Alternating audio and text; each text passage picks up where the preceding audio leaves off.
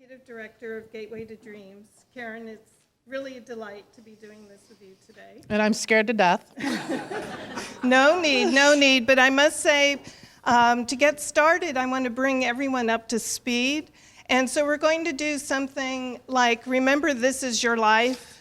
I'm dating myself, but we're going to do a little bit of that to let you know. So before Gateway to Dreams, this was Karen Hoffman. She was an award winner, an author of a book, The Art of Barter. She was featured as Queen of Possibilities. You were featured in St. Louis Magazine, a national award winner with eWomen Network. And we can move on. Okay, and the small business. And then you had a dream. When you know your dreams, when you share your dreams, people will help you reach your dreams. So in 2013, actually 4 years ago this month, July, you founded Gateway to Dreams here at Chesterfield Mall. And here's the team. And full disclosure, I'm in that picture. I'm one of the founding members of Gateway to Dreams. And fast forward to today, these are the programs you have created under the umbrella of Gateway to Dreams. Mm-hmm. This is the calendar, a typical monthly calendar. You can see it's full of events here at the Business Lodge. You created a nonprofit organization with member benefits, including a discount with Office Depot, co-working space, rental space, library, and branding clinic from yours truly. You created a nonprofit. You've doubled your revenue every year. You've increased your square footage. And you've reached out to the community, both locally and nationally, to raise money for the organization. And as if that wasn't enough, you published 2 books in that time. Let's give her a hand.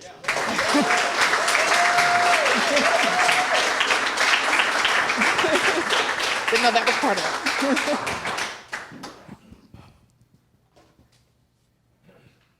So Karen, tell us a little bit about, you've taken this dream and made it a reality. So tell us a little bit about, how did you do that? What are some of the pieces you put into place to create the infrastructure? Want me to start with anything? Sure. The very first thing was creating community. I knew that I didn't have the gifts or skills to do something like this on my own, although I didn't know what this looked like. One of my friends, Susie Tozier, had been wanting a space here in the mall. She was diagnosed with stage 4 metastasized cancer, and she wanted me to do something I had talked about called Gateway to Dreams, and she thought this was the perfect place. I did not think it was a perfect place. I'm not even a shopper. But I went ahead and said yes. I felt like God wanted me to do it. And what I did is I brought together groups of people, some of them in the picture, some of them not in the picture, to do some brainstorming over a 2-day, 4 brainstorms. And what I heard was that there was a need for something like this. And people shocked me by saying, and if you do this, I'll come to the brainstorm. In fact, one person put it out that we should have a brainstorm be working on the business every Wednesday. So Wednesdays from 1 to 2:30, there would be anywhere from 2 to maybe, 20 people. Becky Nolker was one of them, Bill Purnett, Cynthia, Mary, you were actually at one of the first brainstorms. And it just, that's how we got our start, was creating a community of people who thought we could use something like this. So you attracted all these people. Mm-hmm. And in these 4 years, you've actually built all of this with volunteers. With volunteers. So tell us a little bit about how you got those volunteers involved and how you kept them motivated. I have no idea. I do know that one of the things I always listen for is what is in it for someone? How can we help someone? So, Becky is an interior designer. I've referred to her this morning. She's actually also a friend of my sister-in-law. And one of the benefits I felt like is if people saw her work, they would hire her, and they did, When you see work that you like, you do business with people like that. But that was one of the things I looked for when someone said they were interested, is where is there a win for the other person to be part of this? Now, there were some people, I will say, that would, and Bill Purnett is one of them, I don't need anything. I don't need anything. He's a giver that doesn't need much help from any of us. But most of the other people, like Cynthia, wanted to grow her business. It was a way for, she created materials, helped brand us, and people saw her work. And Does thank that help? you for that. That really did launch my business, so thank you. Thank you. So what were some roadblocks you Money. experienced? Very first one. In fact, Becky and Bill Purnett are part of a funny story. We had the first person I shared this with is a friend named Lisa Dinga, who's in the nonprofit world. And the first thing she said, I want to be the first one to donate $500. Now, when I was a for-profit business, nobody said to me, I want to donate to you. Big difference. And so we had $500 in our checking account. We needed to do our 501c3. We had all kinds of things that we needed. Our rent didn't start till, I think it was October. This is in July. But Becky had said, there's some soft seating furniture on sale. And I said, well, we can't afford it right now. And we were doing one of our meetings where everybody comes together. And at that meeting, we're going around, everybody's giving the report, and Becky goes, oh, by the way, I bought $1,400 worth of soft seating furniture. And in my head and heart, I'm like, oh my God, but I can't let the group see that I'm freaking out. But Cynthia knows me very well, and she sat across from me. And Becky's like, I know the money will be there. I'm not worried. I put it on my credit card. It's not going to be until October. And then we were at lunch with Bill, and Cynthia was telling Bill, you should have seen Karen's face today, and tells Bill. Then Bill goes, well, how much is it? $1,400. He goes, well, how much is a chair? $100. He took out his wallet and paid for one of the chairs. I called one of the other women that's part of the community, Sue Martin, and we were catching up on things, and I said, oh, by the way, told her the story, can I buy a chair? I go, what? Can I buy? Yeah, I guess. She calls me back. My husband, Chuck, he wants to buy a chair too. Everything was covered by people. They just would write a check. And I was humbled and shocked. And as you walk around, you may see little brass plaques on some of the items here. That didn't fall off. Those folks who donated the money for that particular item. We had a wonderful fundraiser at the beginning. But speaking of furnishings, tell us a little bit about how you were able to furnish this huge space. Well, again, one of the things that happened right off, as the story was shared, Mason Dukacek, for those in the room that know, Mason was one of the beginning founders of the business, of E4E, and he calls me, he goes, hey, Karen, I've got some brand new furniture in storage. Do you want it? And how do you say yes to something? You don't know what it looks like. You don't know whether it'll fit. And so I'm talking to Becky, what should we do?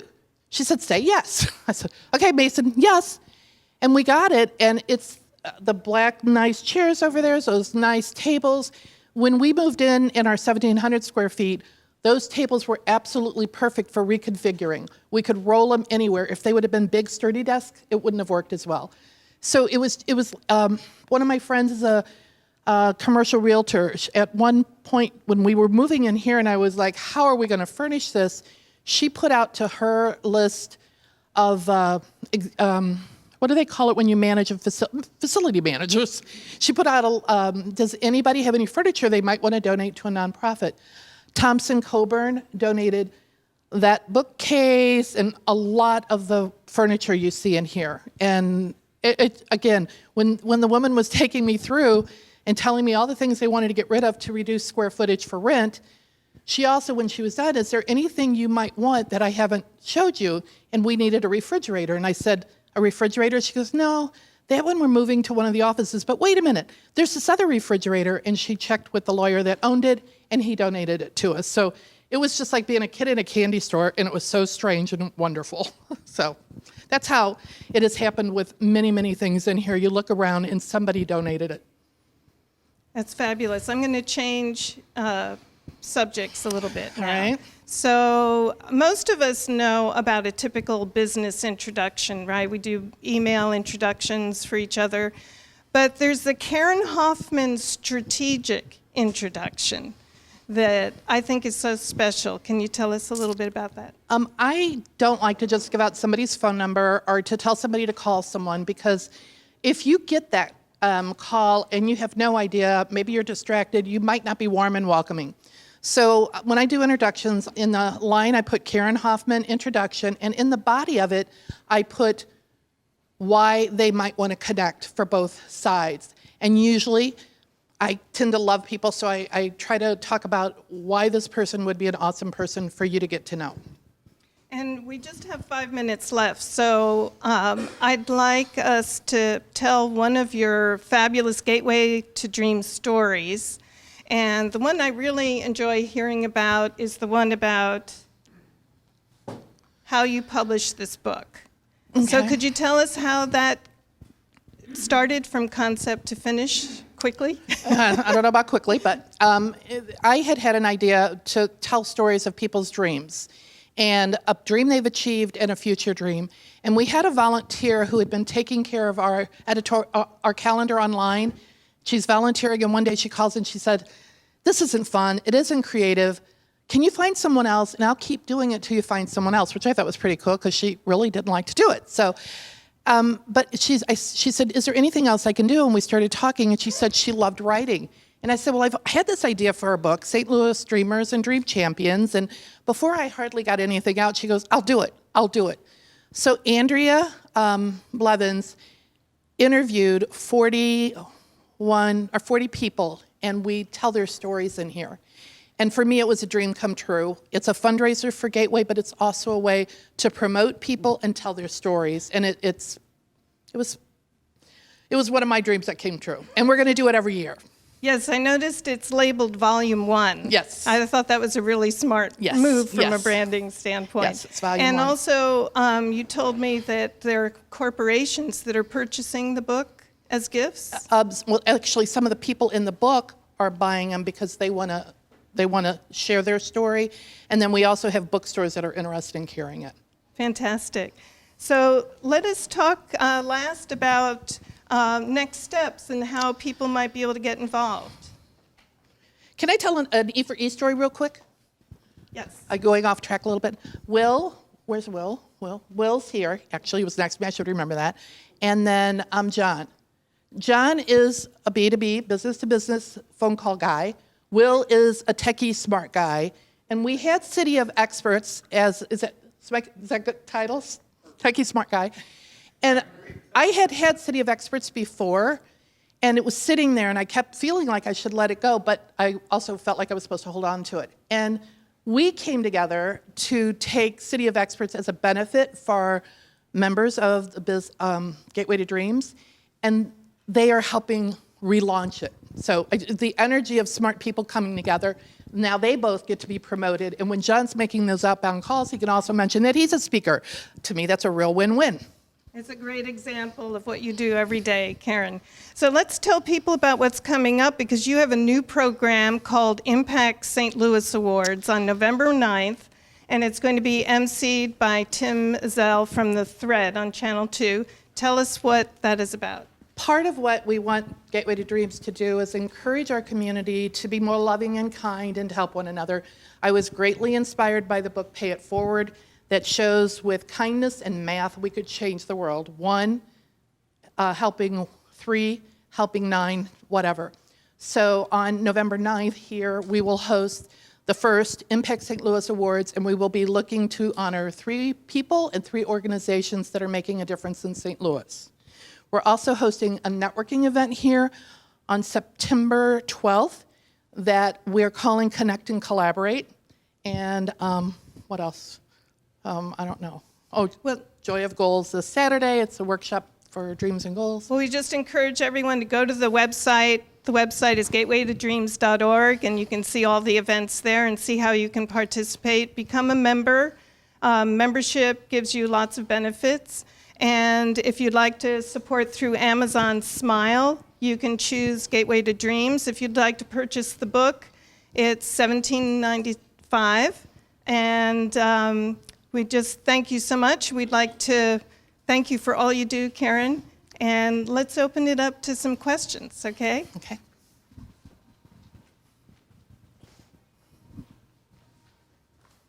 Well, instead of looking at the website, can you just explain them? Oh, sorry. So I'm new to the area and not familiar with the mission of Gateway to Dreams. So could you just explain that in I'm not nutshell? really good at that.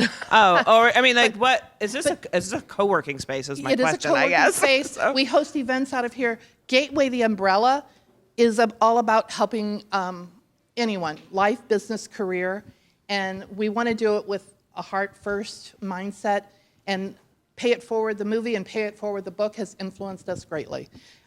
We have one, and I just am not a good memory remember. Well, I mean, I didn't mean to memorize. Just what's the main overarching? Because I wasn't really sure. So thanks. It's mainly a community of heartfelt, smart people, a lot of entrepreneurs, people who have dreams, helping each other achieve those dreams. It's Thank you. Thank you for doing that. I'm going to take her with me everywhere I go. As an entrepreneur, we always have challenges every day. What was your biggest challenge? I think always my biggest challenge is enough time to do it all. And even with wonderful volunteers, they are volunteers and they usually have a life and a business beyond what they're doing here. They don't have to show up, you know. So it's enough time to get it all done and having enough people to help us. So you said you're doing a networking event on September the 12th. What time of day and who are you looking to have attend that? It's 4 to 7, and we will have as speakers Robin, and I can't remember her last name, but the wonderful company Tiny Superheroes, where they manufacture capes, and if you buy one, one gets donated to a sick or needy child. And then the other one is Jenny Dibble, who is a technology person. So we will also have 2 speakers at that event, and it'll be free. And it's thank you for the 4 to 7. Promoting it? How? Is it going to be online? Yeah, or- we'll have, we have the marketing materials done, we just haven't pushed them out yet. Thank you. Do you have a list of volunteer opportunities on your website? The question was, do we have a list of volunteer opportunities on our website? But no, we should have that by tomorrow. Someone write that down for me. I will. That's a great idea. We also just hired our first real employee, and it's Glenda Ricketson. She comes from First Bank, and she's all over this whole thing of how do we help people. And she is our relations manager. Anyway, she's to help. She loves people.